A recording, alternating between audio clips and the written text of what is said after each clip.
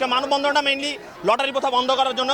রংপুর জেলা স্কুল সহ বাংলাদেশের যত জেলা স্কুলে বা যত স্কুলে লটারির মাধ্যমে ভর্তি হয়, এটা আমরা এখান থেকে রংপুর থেকে বার্তা দিতে যাচ্ছি যে এগুলো সব লটারি বন্ধ করে দিয়ে পূর্বের মতো ভর্তি পরীক্ষা চালু করতে হবে এবং ভর্তির মাধ্যমে স্টুডেন্ট স্কুলে ভর্তি করাইতে হবে। আমাদের মধ্যে আজকে 3টা দাবি নিয়ে আমরা এখানে দাঁড়িয়েছি। প্রথম দাবিটা হচ্ছে আমাদের স্কুলে লটারি প্রথা বন্ধ করতে হবে। দ্বিতীয়ত আমাদের স্কুলটি সবার জন্য উন্মুক্ত না, সব ধরনের রাজনৈতিক কর্মকাণ্ড সব আমাদের স্কুলের মাঠেই হচ্ছে। এমনকি আমাদের অডিটোরিয়ামটা কারো বাপের না। আমাদের স্কুলের ব্যবস্থা ছাড়া অন্যরা কেন আমাদের অডিটোরিয়াম ইউজ করবে? অন্য রাজনৈতিক সংস্থার জন্য কেন আমাদের অডিটোরিয়াম ব্যবহার? এটা স্কুলের, আমাদের স্কুলের একটা সম্পদ, আমরা স্টুডেন্টরা ব্যবহার করি।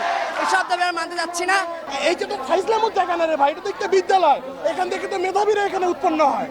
তা আপনারা এখানে ফাইজলামও করেন কেন প্রতি বছর? এখানে জেলা স্কুল তো ফাইজলামত জায়গা না ভাই। আমাদের রংপুর জেলা স্কুল একটা ঐতিহ্যবাহী স্কুল, এটা সম্পর্কে আমাদের সারা বিশ্ব জানে এবং সারা দেশ জানে। তবে এখানে এই সরকার আমলে যে লটারি প্রথা হয়েছিল, এই লটারি প্রথা বাতিলের জন্য আজকে আমরা এখানে দাঁড়াইছি। আমাদের জেলা স্কুলে অনেক সময় দেখা যায় অনেক রাজনৈতিক সম্মেলন অনুষ্ঠিত হয় এবং তাছাড়াও আমাদের স্কুলে অনেক ধরনের মেলা অনুষ্ঠিত হয়, যার ফলে আমাদের স্কুলের পরিবেশ নষ্ট হচ্ছে, যা আমাদের স্কুলের প্রকৃত উন্নয়নের জন্য একটি বাধা স্বরূপ।